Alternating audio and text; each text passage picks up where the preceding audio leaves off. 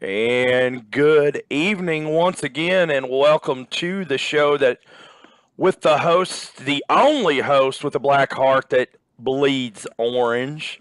And at this point, I have nothing special to say this week except for nice shirt, Jake. And welcome once again, Jake Well, Rutledge.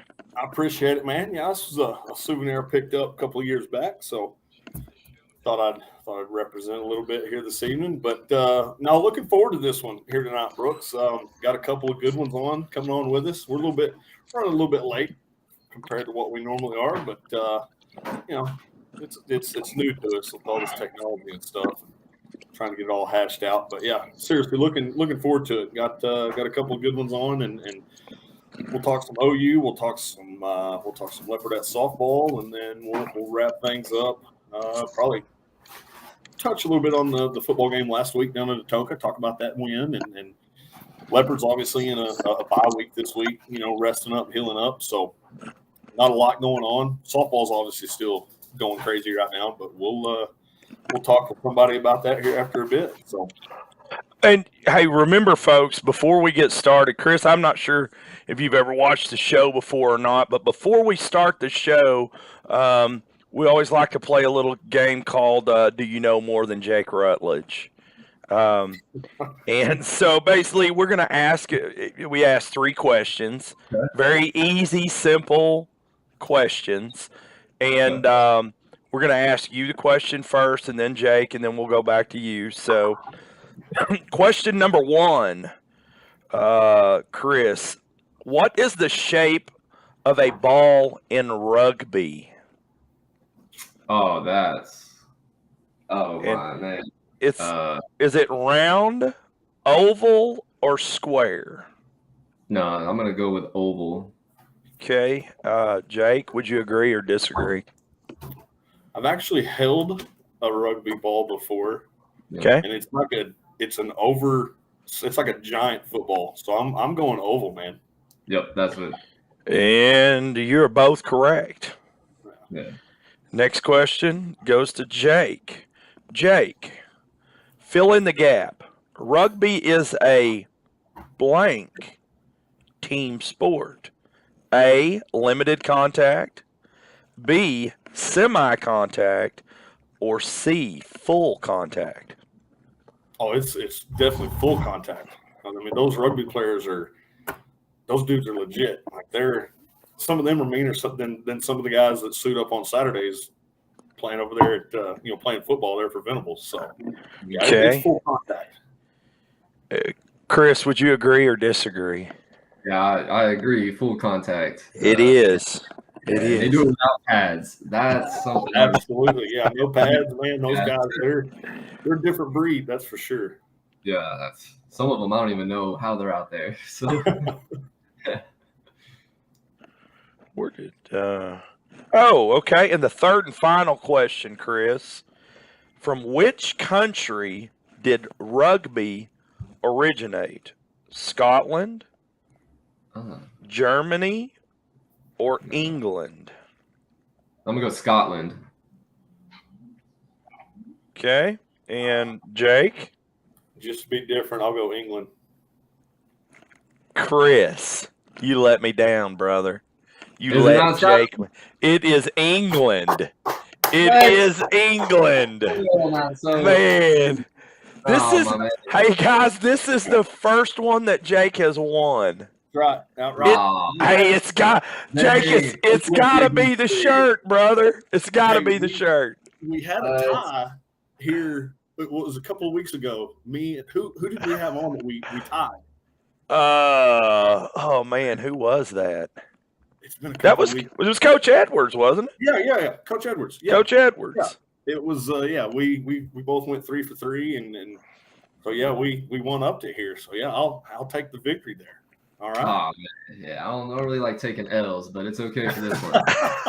It's okay for this one. Oh man. I can't believe I didn't know that, honestly. I've never actually looked. I've looked a little bit into the history of rugby, but I'm trying to learn more and more about the history of it now. So I really figured he was going to throw like Australia out there or something. And see, I was thinking New Zealand, honestly. Yeah. I was thinking New Zealand because I know that now New Zealand has like the All Blacks and stuff like that. They're pretty much the biggest out of everybody is New Zealand when it comes to rugby. So yeah, I was like, whoa. Wow. Well, yeah, we in case anybody's just now jumping on, we got Chris Larrauri on here. He a 2011 a graduate of Lindsay. Also had some other gigs. And Chris, real quick, so before I give your full what do you want to call it here? Your full title. What have you been up to, since you left Lindsay? Once you graduated in 2011, what all have you kind of dabbled in? Yeah, so once I left Lindsay, Brooks isn't gonna like this, but I actually went to Oklahoma State right out of high school. Well, yeah. I'm sorry, Yeah. it was cutting out a little. What'd you say? Oh, yeah, so I was, I went there. So yeah, I went to Oklahoma State right out of high school, and then so from there, I actually ended up stepping away from college for about 2 years. I went back to Lindsay at that point in time. I worked on an oil rig, and then I became a pumper, and then I did a couple of other odd and end things, but decided that I wanted to go coach. So I went back to school for that. My first gig with coaching was actually with Dr. Charles Loftus, he's now actually a performance therapist for the Portland Trailblazers. I helped him train the Oklahoma Christian men's basketball team for an off season, and that just completely sold me on coaching. After that, I was like, wow, okay, yeah, I love everything about this. Let's figure out what I need to do to go further down this field. So I went and I did some research just so I can learn how to interpret it and whatnot. I did some presentations over that at some national conferences. From there, I actually went to Jinx High School, and I was a coach at Jinx High School for a little bit. Shortly thereafter, they won 2 state titles. They would have probably won that year that I was there as well, but their starting quarterback got hurt, so that ended up causing some issues. So from there, I ended up going to the University of Minnesota. I got to learn from a really big-time coach in our field. His name is Coach Cal Dietz. Got to learn a lot of great stuff from him. There, I worked with the men's and women's hockey team. I also worked with the basketball team. We did some stuff with the football team, and then I also would go and volunteer with the football team as well because I was already there, and I wanted to be in that environment. After that stint up at the University of Minnesota, I actually ended up down in Florida with a guy. His name is Eric Cressy. He is the New York Yankee Director of Player Health and Performance. I was down there at his private facility. It's called Cressy Sports Performance. Got to train all types of MLB guys down there from all types of teams, including the Yankees. That was a really great experience, but it was actually after that I decided that I was going to go out on my own. And that's whenever it was originally called Synergy Performance, but that's just because, the body works as one, right? And so I was trying to think of a name that would encompass that as much as possible, but I didn't really like the name Synergy Performance. So I decided to change it up, 5D training. And so now I run that, and then on top of that, I'm also the director of performance for the OU rugby team. Yeah, that's what I was fixing to say. So you've done a little bit of everything since 2011. I mean, you said, you mentioned a little bit of the Woolfield time back around here close to home, and then got to venture out, ended up in Minnesota and in Florida and all over. So yeah, man, you and as you said, director of performance there for University of Oklahoma Rugby, and talk a little bit about that, just kind of what all that entails and what all you get to do on a daily basis. Yes, for sure. So I'm still new to the position, so I'm still learning my role more and more. Obviously, I'm getting filled in with that daily. But as of right now, yes, I oversee their training, the programming behind that and everything like that, what I believe would be the best biomotor that we need to attack at the moment and whatnot. As well as their nutrition. I oversee their nutrition needs. I've made guides for them and stuff like that. Then also I coordinate with a nutritionist to kind of get them what they need and everything. On top of that, I'm actually trying to get more in with OU has a sports psychology department. They're one of the first universities, I think it was back in 2005, to adopt that. And so I'm actually trying to get in with them as well. So that way maybe I can learn a little bit more techniques to implement on the team, or maybe have one of them come over and start doing stuff with the team also. Then on top of that, I also oversee their conditioning. So during practice and stuff like that, I coordinate with the head coach to kind of figure out the best way to go about conditioning the athletes throughout practice. I understand that, a lot of people, they want to get you in a really fatigued state and then kind of get you to practice and things like that. But at the D1 level, we've kind of learned that there's a time and place for that. And the rest of the time, we kind of want to attack it with what we call microdosing, or the minimum effective dosage, right? Because past a certain point, you're not training the body anymore. It's, you are training more of the mind, right? So you don't necessarily need to train the mind every day. Right. And so obviously you want to, kind of get a little bit of stimulation there and stuff like that. But we're more focused on trying to develop the body and the mind at the same time, instead of just focusing on one or the other. So yeah, that's all the pieces that we're kind of putting together as of right now. We have a pretty solid game plan, but obviously that changes day to day. So we'll see what happens going forward with that. So Chris, I gotta ask you, do you ever bump into the legend up there, Smitty? Do you get to work with him or any of his staff, or so I actually no. So I actually, whenever I was over there, do you know Larry Nafee? Heard the name. So he's the assistant athletic director up there. Okay. So we more coordinate with him for the rugby team. And then as for like the other strength conditioning coaches, I actually knew Benny Wiley.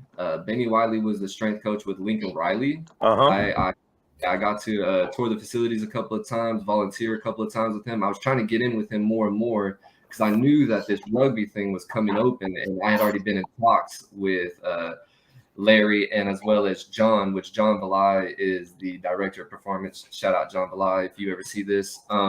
Thank you so much for the opportunity. But so yeah, with kind of lost my train of thought there. We were talking about Smitty. I'd ask if you got to bump into him. Yeah, no, I actually haven't. Trying to though. I'm definitely trying to. But with Benny, yeah, if he would have had left, that would have been really cool opportunity to kind of get, to know him a little bit more. He actually is somebody that I look up to highly in the field. Yeah, very much so. That dude is a legend. So it's really, it's honestly, it's a really humbling experience just being at the university. So I just got to keep that mindset. Absolutely. Yeah. So I'm not gonna throw anything too serious at you, but you mentioned you spent a little bit of time with the New York Yankees there for a while. Did you ever see Aaron Judge in person? Well, no. So he actually, the only time that he came to the facility was at around 5 a.m. one morning, and the only person that got to see him was Eric himself. So that, yeah, Eric, you may be watching this on Facebook sometime. Shout out to Eric Cressy as well. That guy is amazing. Thank you so much. So,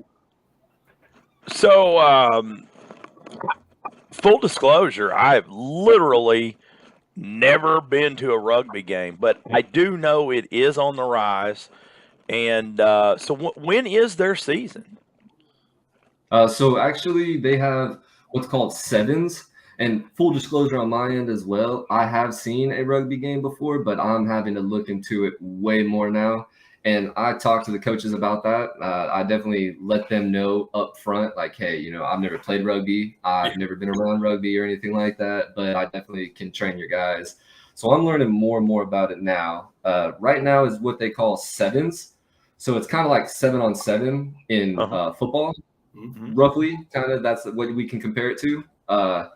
And then they have the 15s, which is in the spring. Okay. Wow. So what all? And obviously with rugby, there's quite a bit of running, up and down, nonstop. Yep. And as we kind of talked about there when we first came on, majority of those guys are top, for lack of a better term, freaks. I mean, they're super athletic guys. What kind of nutrition regimen do you make up for these guys? What do you have these guys, carbs, on a daily basis, or like what do you suggest for a rugby player? Okay, yeah, most definitely. So definitely carbs. We'll start with carbs actually. So definitely carbs. And what I like to do is carb cycling.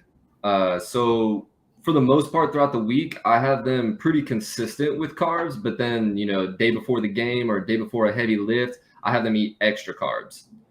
I know that, some people are into keto and stuff like that, but whenever it comes to athletic performance, you need carbs. Carbs are very vital. If you look at what a carbohydrate is, essentially it's just a hydrated carbon. And so whenever it comes to, hydration, carbohydrates actually help with hydration as well. And so that's a big thing that a lot of people kind of miss out on, with the whole keto movement and everything like that. Yeah, no, most definitely not. Carbs. I have them eat a lot of carbs, actually. For the most part, I think the smallest guy we have on the team is about 160 pounds. And I have him try to eat about 250 to 300 grams of carbs every day, minimum. Wow. Yeah. That's From there, we can move into proteins. So it depends on if we're needing the guys to build lean muscle, if we're needing the guys to kind of lean or just lose a little bit of fat, if we need the guys to just lose weight altogether, right? So that depends on the protein intake. If we're needing the guys to just lose weight altogether, we'll up their protein. So a good little rule of thumb to go by would be to do a gram of protein per ounce or per pound of body weight. Now, if you have someone that's really, really lean, or someone that's really, really big, I would go off of a gram per pound of lean body mass. That is a little bit different, because if you have let's say just a 300-pound guy, he's a lineman, right? Has a body fat percentage of about 30%. We need him to lose weight. We're going to shoot for his lean body mass in grams of protein, and then we're going to add about 20 grams to that. Because whenever you're trying to lose weight, upping protein actually helps that process. Then from there, if you have a guy, let's say, like I said, that's just wanting to build muscle, we'll shoot for their grams in body weight and stay there. If we need someone that needs to just stay the same, then we'll do a little bit less protein and kind of focus more on veggies and fruits and whatnot. Then from there with fats, honestly, how I do fats is I just kind of plug fats in to meet your caloric intake.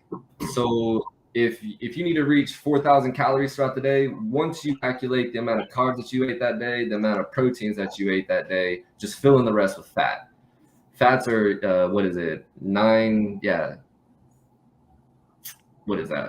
9 calories per gram, right? As compared to proteins and carbs are 4 per gram. So that's why I usually would just supplement the fat intake. Now, whenever it comes to proteins and stuff like that, yes, for the most part, you do get a little bit of fat in there. But if you stay towards the leaner meats like sirloin, things of that nature, honestly, I don't even count that as a fat source. Right. Now, peanut butter is a big fat source.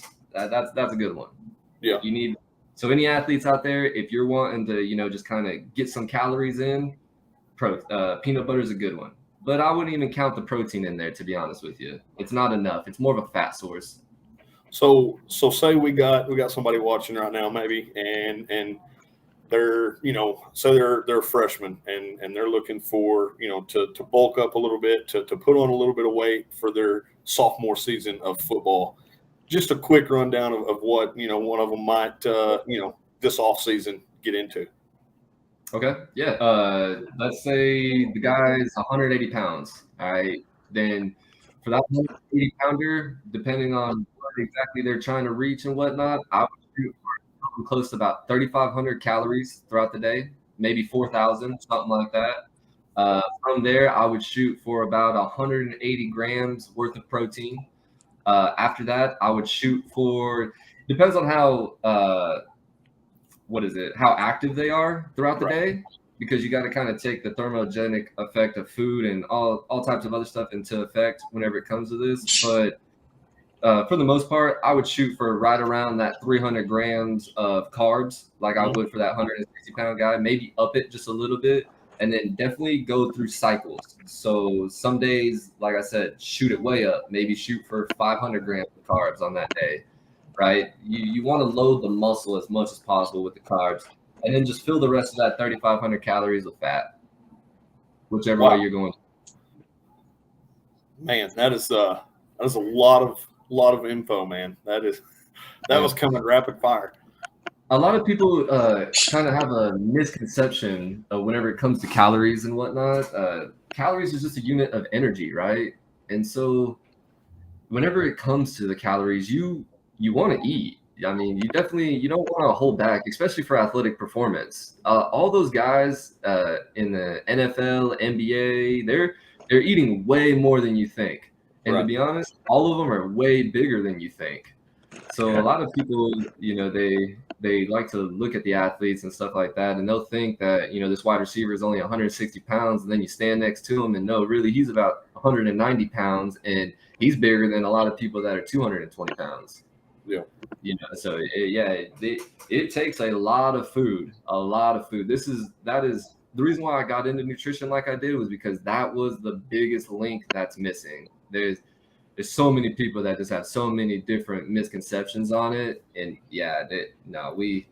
I'm trying to help, get that back on track, especially, in places that I've been, like Lindsay, right? Yeah. So Chris, if say I'm a parent and I'm watching, or I'm a kid and I'm watching, and I'm like, hey, like Jake said, that was a lot of rapid fire info there, but maybe they want to, do you do any like consulting, or do you do anything like that?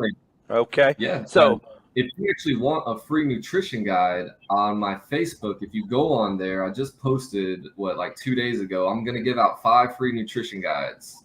I'm certified through one of the best nutrition companies in the world. It's called Precision Nutrition. So I'm going to give out 5 of those for free. All you got to do is go on there, follow me, tag 3 people that may be interested. And I'll ask you about 10 different questions, and we'll customize it completely to you. I also do consults as well. But once I get past these 5 free nutrition guides, then we can talk about that. Okay. And I guess you do you do strength and conditioning training too, or is it just the nutrition stuff? No, I actually focus on strength conditioning. Yeah, the nutrition is just supplement to that. Like I said, I needed to learn that because it's a huge missing link whenever it comes to athletes. But I focus more on the performance side of things. Definitely training is where I live. I'm more focused on speed more so than anything else personally, because speed is what gets you on the field. Speed is what gets you paid. Whenever it comes down to it, speed is everything. It's not.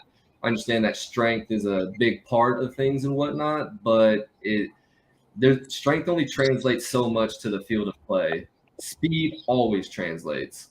Whenever you look at what people are actually trying to, we call them KPIs, right? Key point indicators. So whenever it comes to those, what are the ones that transfer to the field? Well, in all of the situations that I've seen, especially throughout all my experiences, speed is the one that transfers the most. So whenever it comes to speed of movement, your 40 time, whenever it comes to the velocity of a baseball, whenever it just anything you can think of, what do we always want? We want faster movement. So that's really what I focus on more so than anything else. Now, strength is a huge part of that. So I definitely do a lot of strength training, but there's also other things that we can do to add on top of that. The efficiency is a big thing. in our world, whenever it comes to like elite sprinters and whatnot, it's not so much how fast they contract the muscle. It's more about how fast they can relax it. So there's things that you can do in the weight room to help with that. I like to tell people I don't try to get anyone a PhD in their sport. I just try to give them a PhD in their body so that way they can excel at their sport. Well, there you go, Brooks. Great. That's all the info you need, man. I mean, if you were writing any of that down, dude, you could be a lean, mean, whatever machine you want to call it. Just follow Chris, man. He'll fix you up. Well, I know a 15-year-old boy that's going to be giving you a call here in the next day or two. Cool. Yeah, most definitely. I'm definitely yes. I understand that. I actually intended on doing that earlier in the year, but he's getting closer to getting his license, so Dad won't have to drive him to Norman all the time. So yeah, I got you. So, but yeah, he's going to be giving you a call. Heck yeah. Cool. If y'all have anybody else, send them my way. I'm not gonna lie to y'all, slots are filling up fast, especially now that I did make this OU comment and everything like that. So I do still have availability, but now they won't be training at OU. Just to let everybody know, I do have a garage that has a full gym. Anyone that looks at my stories and stuff like that, you can see it. I train athletes out of it already. But you're going to get a full D1 experience. I have sports science equipment in there. I have power racks. I have I have literally everything needed. So there's no about that. Later on tonight, I'll get with you and we'll get some information so we can post it to our page. Cool. Yeah, sounds great. Everybody's looking. And I think, Jake, are you ready to take a break? We've got Lili waiting in the green room, and that's little Miss Patience, but I'm sure after 15, 20 minutes, she's probably getting tired of watching us jack our jaws. Yeah. Well, no, hey, Chris, man, like I said, thanks for jumping on with us. We appreciate it. That's a bunch of info there you let out, but it's useful. So, again, if anybody's interested, reach out to him, Chris Larrauri there on Facebook, and he'll fix you up. So, man, like I said, we appreciate you jumping on, and thanks for all the info, man. And hey, good luck to you, man. We'll keep in touch, and might have to come up and check out a rugby game at some point. Tarzan pitch is where it's at. It's a pretty good little spot. Yeah, definitely come up. I appreciate y'all having me on as well. Check me out on Facebook if you want. I do post a lot of great information on there. I also give away a lot of information. You can hit the link tree in my bio. I actually have a sampler program for a lot of younger athletes or an ex-athlete that's wanting to get back to, just being healthy and getting out of pain. I have a sampler program on there for that. It's a 3-week one. You can kind of cycle through it if you want to. I believe that the secret of living is giving. So I like to give out way more than I receive. If y'all have any more questions, direct message me on Facebook or do whatever. I'm actually more popular on Instagram, to be honest. _Larrauri. If y'all want to go follow me on there, that's really good. Thank y'all again. I really appreciate this. Well, hey, we appreciate it. We're going to take a quick break, and then we'll be right back with the one and only Lili Dodson. Lili Dodson.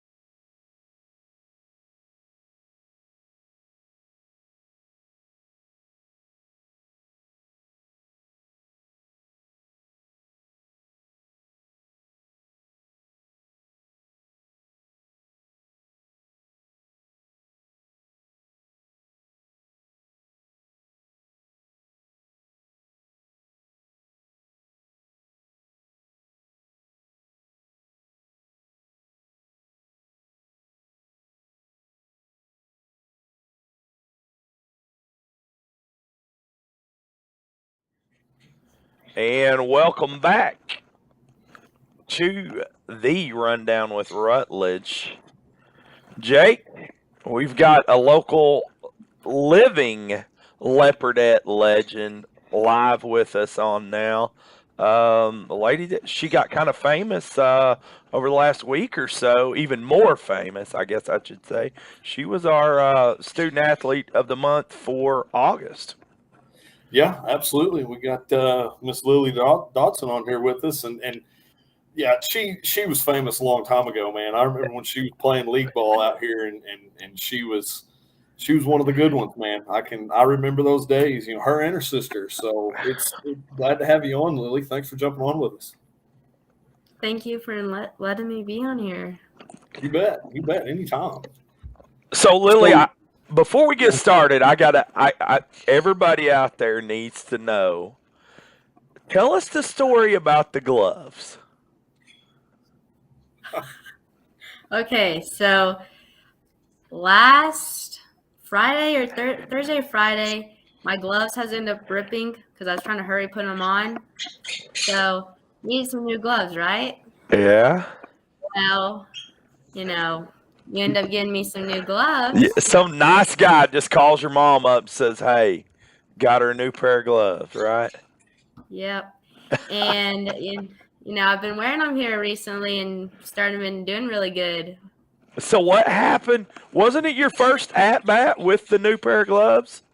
Yes, it was. It was your very first. And do you know Clayton Sanders, yes, baseball player? Yes. Same thing happened with him last year. Really? So, absolutely, bought him a pair of gloves, and then he turns right around the next game and hits a homer. That's awesome. That's cool. So what is Lili? Talk about what about the difference between them and a traditional batting glove? Like a Nikes or your Franklins or Mizuno's, whatever batting gloves.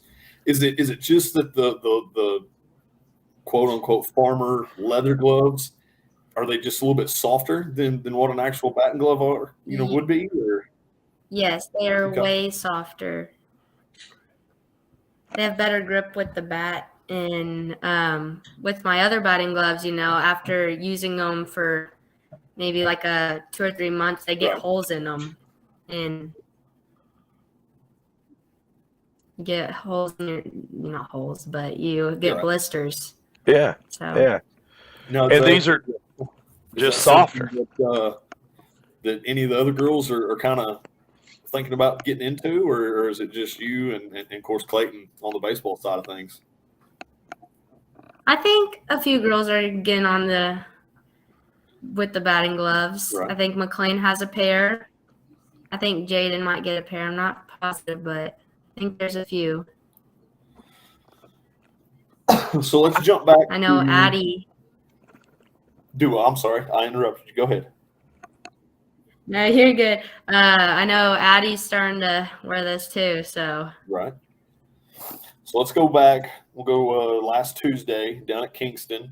You guys, started off in that ball game. It was 1-1. I think going into maybe the third inning or so, and then come around the fifth inning, you guys kind of started opening things up. And at the time, I forget the score. It's been over a week, but you end up teeing off on one pretty good 3-run shot and put you guys up. It was either 9-2 or 9-. Yeah, it was 9. I think it was 9-2 at that time. yeah. And after that, man, offense. It was already, like I said, you guys were already kind of coming around. But after that 3-run homer that you hit, boy, it seemed like everybody was, putting bat on ball, and it just kind of bled over. We didn't get to talk to you that night, but just talk about that. How something like that, big play like that, big home run, just kind of bleeds into the rest of the girls, and everybody gets this confidence about them. It felt great, just in the moment, and then with all the girls up on my back and everything, just got me even more hype and ready for my next at bat to do something good again like that. And just having them there really supports me. So. And two, in Coach Edwards' lineup, we've talked about this on broadcast. You can't pitch around any of you girls. with Reese leading off, and then you coming up, and then you got Kaylin Taylor coming up. There's no getting around you girls. If you do get hit by a pitch or draw a walk, well, then they still got to deal with Taylor, or if Flood, if she flies out or something like that, they're still going to have to come at you. Don't necessarily want to put you on the bases. That whole lineup that you guys have is predicated around a lot of speed, but a bunch of y'all also have power up and down that lineup. Yes, I definitely agree with that. So that just it makes your job up there at the plate a lot easier. Is what I'm kind of getting at. Yeah, it's not as much stress put against me, having people to back me up, even if I do make a mistake or struggle or something. You have, like you said, like Kaylin, McLean, Jaden, all them to back me up, even if I'm struggling that day. You still have power in the lineup, speed, have all that. So. And Lili, I've been around you a little bit, and you don't talk much, girl. But when you get out there, just like I was trying to catch it on the camera last night, you hit that double last night, and you're out there, you're pumped, I don't know, you're going crazy out there, girl. Talk a little bit about that. What is it that gets into you out there on that field? Is it what is it?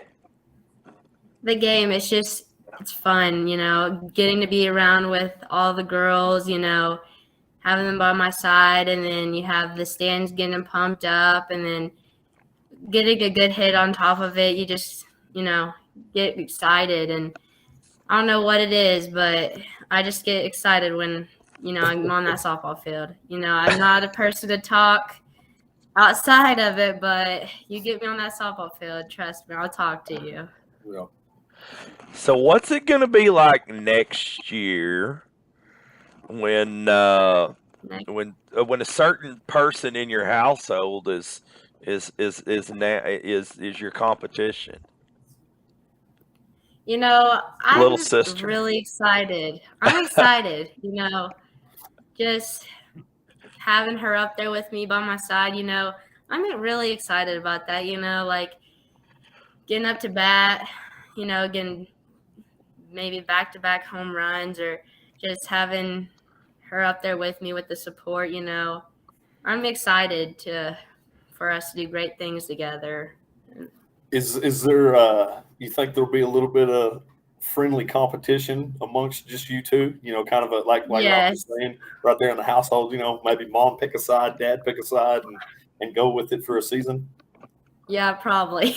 Yeah. So with that being said, who would you think is your biggest fan between your mom and dad? Is it dad or is it mom? Or is it grandma? Oh. Ooh, that's a tough one. I want to say, sorry, Mom, but I'm going to probably go with Dad on this Okay. one. There's no wrong answer here. No wrong answer. Yeah. Think about that lineup. Your first four, and this is just we're just talking. Who knows what Coach Edwards is going to do with you guys? But say Reese Flood's leading off, you're in the 2-hole. Kaylin's in the 3-hole, and then your sister's batting cleanup in the 4 spot. Like you can't, Lili, you cannot pitch around that lineup. I mean, if Reese gets on, there's a ton of speed. You can't. Then you come up with a big bat. Kaylin's got a big bat. Your sister's got a big bat. I mean, it's unreal what that 4. I mean, and with any of y'all, I mean, you're losing a couple of seniors this year, so there's not going to be a bunch of turnover in that lineup. So it's going to be fun to watch come next year. I promise you that. I definitely agree. I'm excited to see what we will do. And yeah. So before we jump too far ahead next year, let's talk a little bit about last night. How exciting was that? These are the girls. Correct me if I'm wrong. They were the district champions last year. Am I correct? Am I wrong? Yeah, you're right. Yeah. And it was most of the girls that were on that team You know, they from what I understand, they didn't lose Yeah. a lot of girls. So, talk I to us don't a little think so. bit about how exciting was that. You guys, you come out and you were basically the team that I've been saying you are all year. It's just like now, and I got to understand. I missed your games throughout the weekend, but and from what I understand, you guys were playing lights out ball there. But wow, y'all were just extremely impressive last night. Talk a little bit about how exciting that was, Lily. At the start of the game, we got those 3 up right there, and I was pumped about that. You know, getting a double play, I was pumped, and then, you know, getting up to bat, Reese starts off with a great hit, you know, and then you just had McLean, Kaylin, like I said, and we just get those 4 runs going and really pumped us up. And then Reese at the mound just striking girls out left and right, getting ground balls, you know, girls making plays. We got the game going, and then just on top of our hitting was awesome, and, you know, scoring runs. It felt amazing to finally get some win against them, you know. Haven't won against them. We got, I think, beat last year by like 2-3, I think, something like that. Same happened like that last year. It went off by points or something. I don't remember, but I'm extremely proud of each and one of the girls of how we did yesterday. You know, I'm pumped about it. I know each and every girl is pumped about it. It's exciting. Well, you know, before the game, there was some of you girls down there. I don't remember exactly, but they had some costumes on and things like that. And I was telling Tandra, I said, these girls are fixing to come out and they're just going to throttle that team because look at them. I mean, they're into it. It seems like they're honed in. They know what they want. They're going to go get it. No one's going to stop them. And sure enough, you just went out there and just took care of business, and then and even after the game, there was a lot of energy. You got were you one of the ones out there doing the little dance? Yes, And so, and was. I am gonna warn you.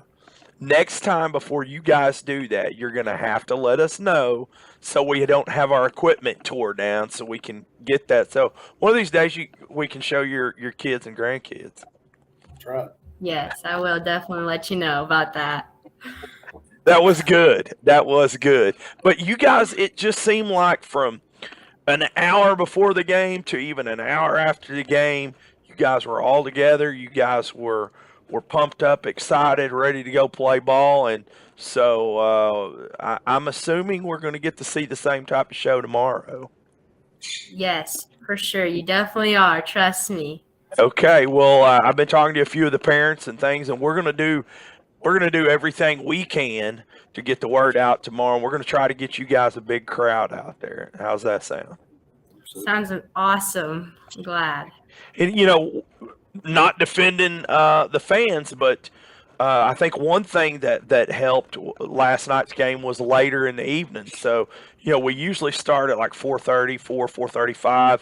A lot of parents don't get there till 5:30 or 6 because they're coming in for work. Yes. So I think that did help. But we're going to try to get the word out tomorrow and try to get quite a few people out there.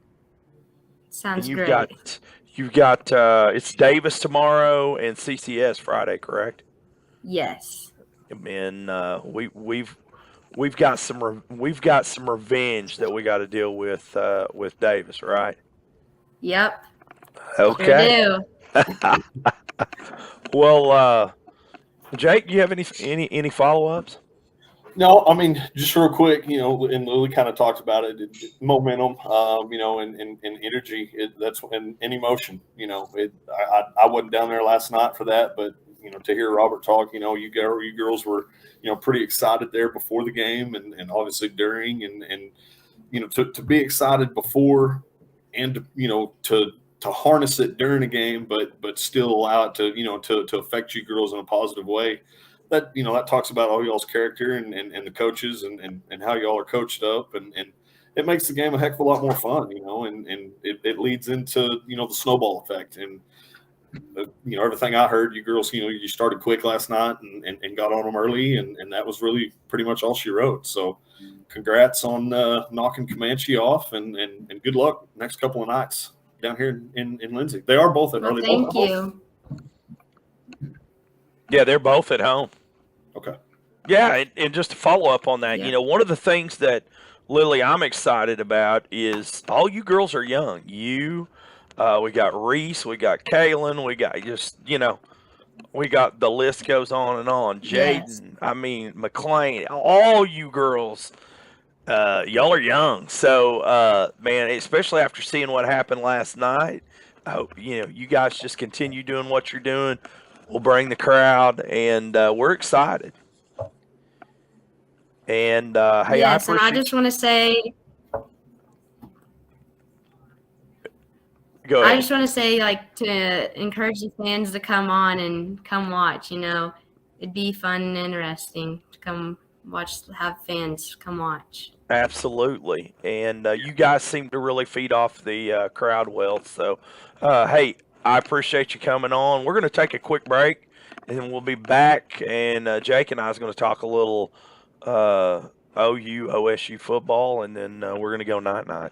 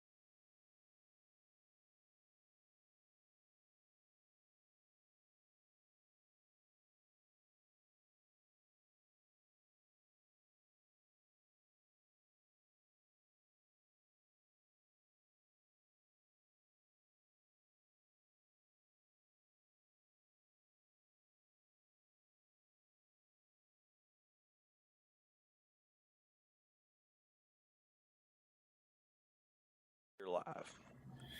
Welcome back, everybody, here. Last few minutes of the rundown with Rutledge. Again, thanks, Chris, Larrauri, Lili Dodson. Appreciate y'all jumping on with us. We'll talk a little quick OU OSU rundown from Saturday, and touch on the Leopards game down at Atoka. I talked to you there Saturday evening. And Oklahoma started off a little bit slow. I believe they were they in a 3-0 hole at one time to Kent State? Early Yes. on in the ball game. So I don't know what that is. I mean, I wasn't there. I was in Stillwater at that ball game, but that's one of them. You don't want to leave somebody like Kent State. Don't let them hang around too long, or they might sneak up and get you. I mean, you can go back to the 2005 season. I think UTEP. I think it was UTEP. Or no. Take that back. It was TCU rolled into town, and obviously TCU wasn't a part of the Big 12 at that point in 2005, but they roll into town, and University of Oklahoma lets them stick around, and TCU knocks them off there at home, opening game of the season. So that's something you got to take care of. And it could have been some nerves. It could have been, just guys weren't quite settled in or something, but ended up scoring 33 unanswered, and getting the job done there at home. So, Yeah, Jake, I've been saying this all week, and I said it last year after the Tulane game, which Tulane ended up not being that great. But you look at what happened to A&M, look at what happened to Notre Dame, look at what happened to all of these top-tier teams. It's not 1980s college football anymore. You don't have the top 10 and then everybody else. You have, well, and Chris kind of hit on it earlier. You've got even high schools out there studying, sports training and bringing in trainers. And you're what? And my point is, they're bringing up better athletes. These athletes are going to these smaller schools. These smaller schools are knocking off the big schools. So, And I'll just say this: I sitting there watching it. Two things in the first half. One, that team, the team that was out there on the field, they're a decent team. Uh, they're probably going to win their conference. And two, kind of like what I had hit on with Lili earlier, it seemed like the fans were not into the game. Neither were the players. Come out in the second half, it's darker, and I know this sounds crazy, but that first little touchdown, the lights go out and they start flickering and doing all this, and the crowd starts getting into it. Well, so what had happened? They've installed LED lights in the stadium, so now when there's a big play or a touchdown or something like that, you got fireworks, you've got light. Well, it was the tale of two halves. The first half, everybody was down, and you got to give credit to Kent State. Man, they're not that bad. They really aren't that bad. I think they're going to go on to win their conference. Yeah, and really, things kind of started like that in Stillwater. It was a big night up there. They recognized the 2002 squad. That kind of set Oklahoma State in motion. To what they are now. Sam Mays, Josh Fields, that crew, Rashawn Woods, obviously coached by Les Miles back there in 2002. So it was a big night in Stillwater. There was a ton of people there, but like you said, I sent you a picture. Well, that was when it started raining, but it wasn't when kickoff was ready. Right there at 6:30, it was. There were still people filing in and people trying to get to their seats. And you've been to Stillwater. I mean, it's a big party up there, so everybody waits till the last minute to get into their seats. But OSU they had the ball 5 times and they were 0 for 5 their first 5 possessions. Of course, Arizona State comes right down the field. Their opening possession kicks a field goal, and we're in a 3-0 hole there for a little while. And I'm thinking, okay, the last ball game I went to in Dallas, the Big 12 championship, we get beat.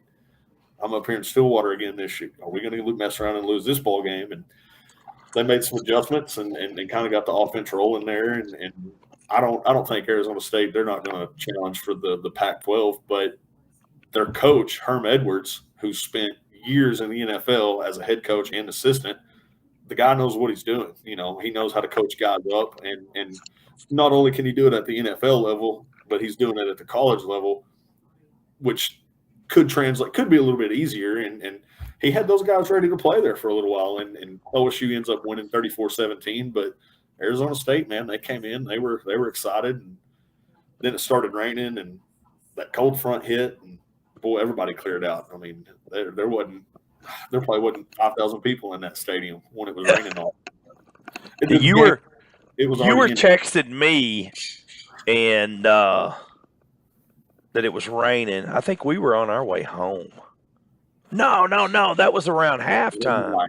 You texted me that we were raining. Yeah, that it was raining up there. It was cool in Norman at that time, and I actually thought you were kidding. I was like, it's not raining. Then I looked at the radar, and I'm like, wow, it is raining. So yeah, it rained pretty good there in that second half. But at the end of the day, both Oklahoma schools, they made their adjustments. They get the win, and Oklahoma State, they got I'm not going to say a cakewalk, but they got a softer opponent this week.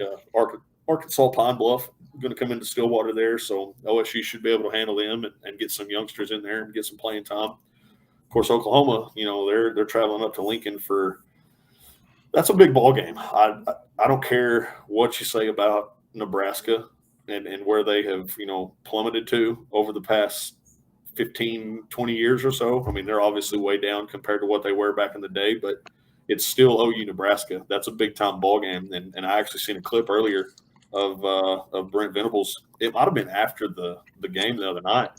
And he was like, hey, this OU Nebraska, this is one of the biggest rivalries in all of college football, in the history of college football. It dates back to Tom Osborne, Barry Switzer, even before Switzer. So it's going to be a big game. 11 o'clock kick there in Lincoln. Oklahoma's going to have to come out, and that's kind of what I was talking about. Don't let Nebraska stick around, because I think they're going to be playing inspired football this weekend.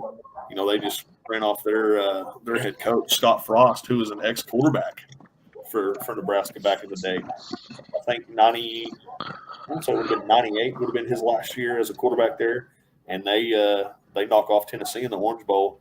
Tennessee had some guy playing quarterback named Peyton Manning. I don't know if you heard about him or heard of him. Yeah, a little bit.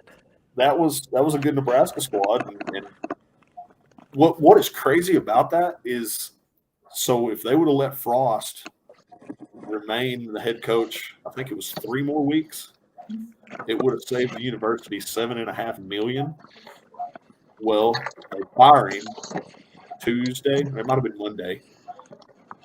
And his buyout was $7.5 million. So I mean, that just goes to show you, hey, they wanted to move on past Scott Frost. And it's going to be interesting to see what this interim coach can do. See if he can rally the troops and shock the world come Saturday morning.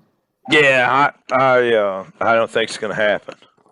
I think the Sooners. I think those boys are fired up and ready to play. They're just like this Leopardettes softball team. They're ready to go, man. Ready to go. You're not going. You couldn't throw a brick wall in front of them to slow them down.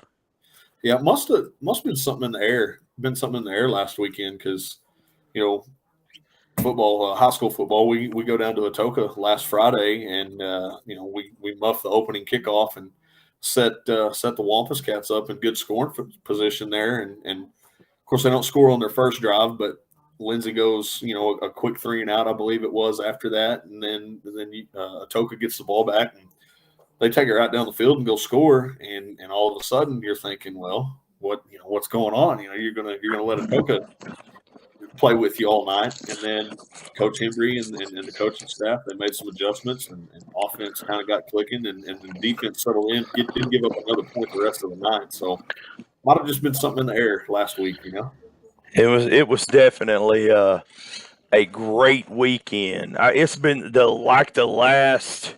Hey, it was a full moon. That's what it was. Man, I don't know. I remember setting up. Our tickets are in the north end zone, and sitting there and watching that moon come up.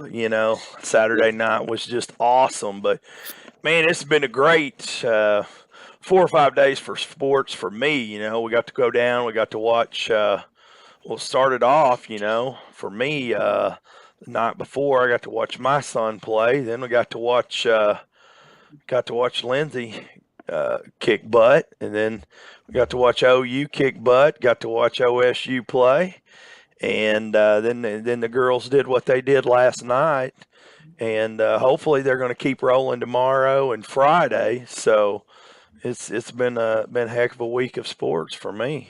Yeah, man, it's nonstop, and that's what we talked about when we got into this. How busy we'd get, but that's kind of why we started this whole deal, and here we are, man. We're in the midst of it, and it's nonstop. So, like I said, football. We're on a bye week this week. Big matchup next week, going down to Comanche. That's going to be a big time ball game, first district game of the year. So. Lindsay, definitely needs to travel well down there, and Lindsay does. The crowd, the fan base does travel pretty good.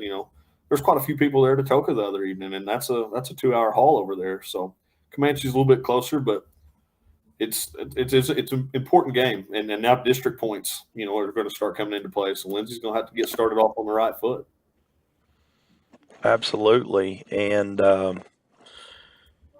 Yeah, but it's going to be good for them, I think, for our boys to have this week to kind of, go back, make the adjustments. Maybe some of them heal up. I haven't heard of any injuries, but there's bumps and bruises, and so I think that's definitely gonna help them out going into next week.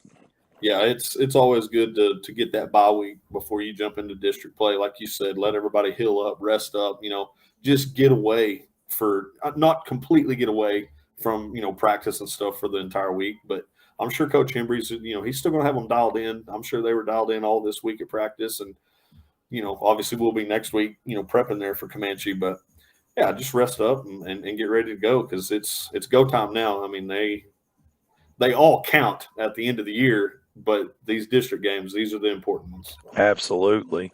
And, before we get too far ahead, next Wednesday night, we're going to be back down at Gonzales doing another live show. And we're going to have a couple of football boys and a couple of the softball girls are going to, we made kind of a little short announcement. We're going to start doing game shows there.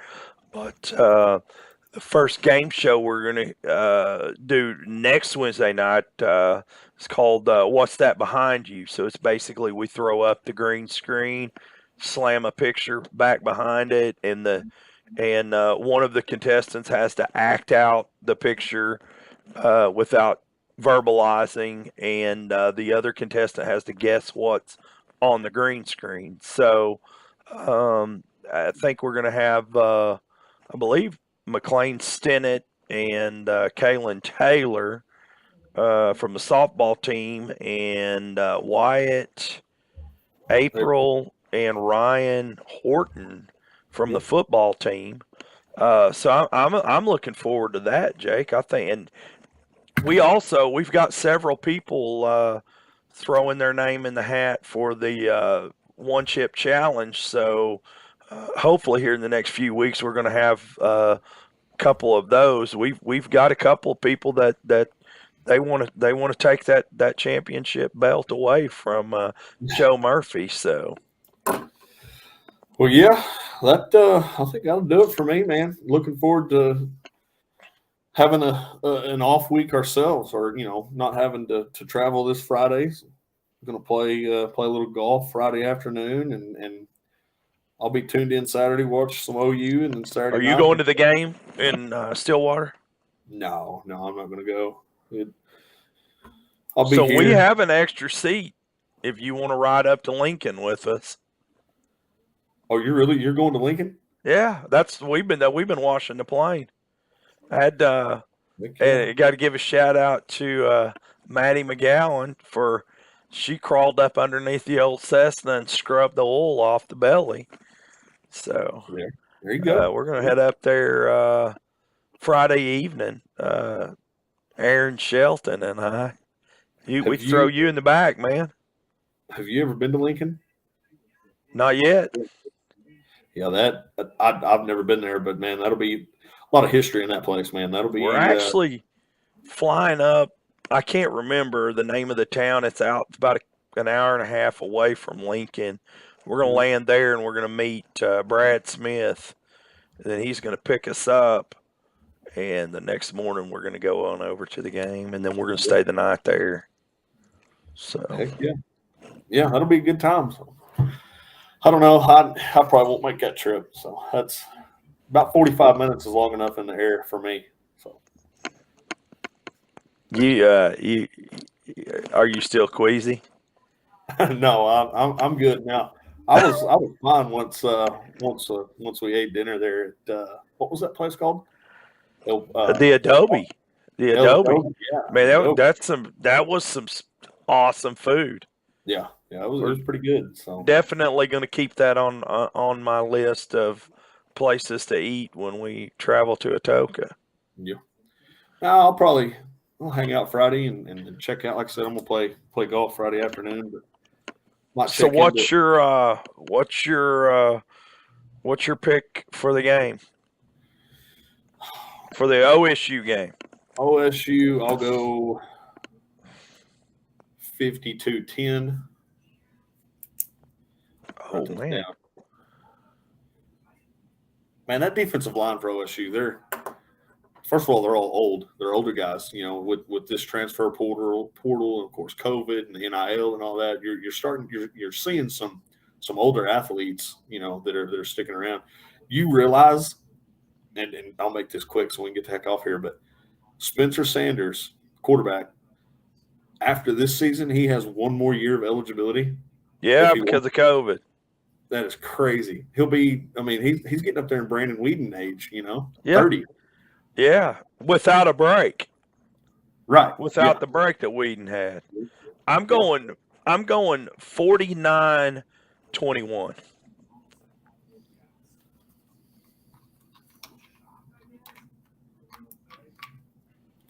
49-21. Okay. Yeah. Yeah, and then OU Nebraska. Man, I'm gonna say give me I'm gonna say 28-17. I'm thinking more like 35. I'm going to go 35. Nah, I'm going to go 42 to 10. 42-10. All right. Yeah. And I got to make one for our girls tomorrow against Davis. I think they're going to beat them like a drum. I think they're going to go 9-1. And I think the only reason Davis is going to score 1 point is just our girls are going to feel sorry for them. Seriously, I mean, those are good girls. I think they're going to feel sorry for them and say, all right, we're going to let y'all score one. Right. Yeah, they're rolling right now. That's for sure. So, and it's the right time to get started too. I mean, I think there 2 weeks left of the regular season. So yeah, we're getting hot at the right time. So looking forward. Absolutely. To maybe I'm excited. You bet. But yeah, man, we've gone an hour, so I'm good to go if you are. Man, I'm done, brother. Well, again, everybody, thanks for jumping on with us. Chris Larrauri, thank you for jumping on. Lili Dodson, thank you for jumping on. We appreciate it. And, if we don't talk to you in between now and then, we'll see you again next Wednesday night down at Gonzales. Take care, man. Later, man.